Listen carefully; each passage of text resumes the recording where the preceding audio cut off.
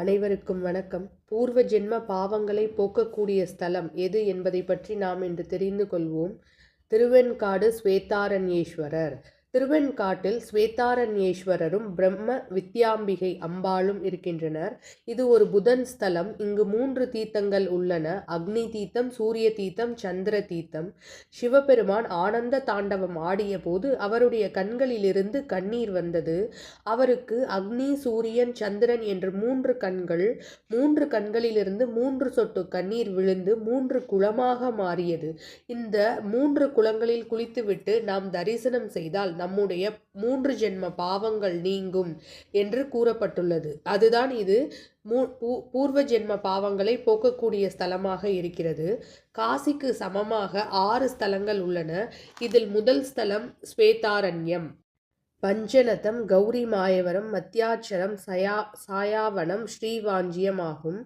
இதில் ஸ்வேதம் என்றால் வெண்மை, ஆரண்யம் என்றால் காடு. திரு மரியாதை நிமித்தமாக சேர்த்து திருவெண்காடு என்று அழைக்கப்படுகிறது. இங்கே பெருமான் திருவெண்காட்டு ஈசன், அம்பாள் பிரம்மா வித்யாம்பிகை என்று அழைக்கப்படுகின்ற பெரியநாயகி அம்பாள். இது காசிக்கு சமமான கஷேத்திரம்.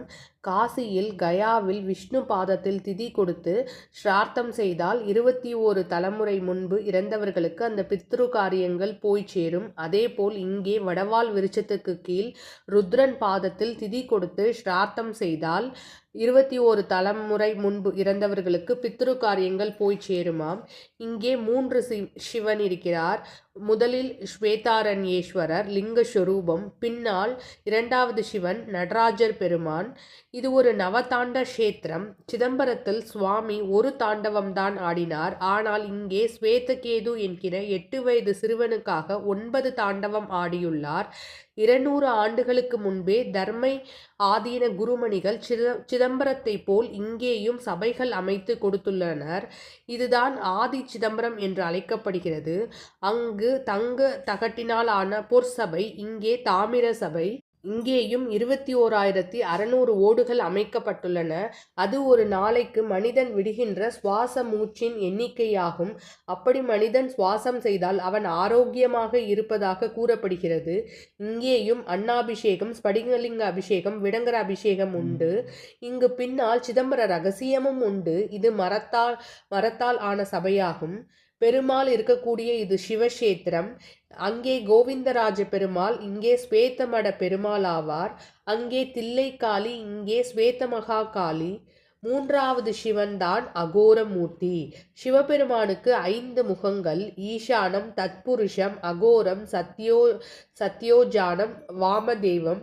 5 திருமுகங்கள் தான் இந்த 5 வேலைகளையும் செய்கிறது. படைத்தல், காத்தல், அழித்தல், மறைத்தல், அருளுதல் என்று 5 வேலைகளையும் பஞ்ச கிருத்தியங்களையும் செய்கிறது.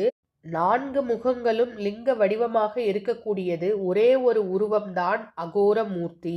கரிய திருமேனியுடன் 8 கரங்களில் உடுக்கை, கபாலம், திரிசூலம், கேடயம் உள்ளிட்ட 7 ஆயுதங்களை ஏந்தி இடது காலை முன்வைத்து நடப்பது போன்ற கோலத்தில் காட்சி தருகிறார்.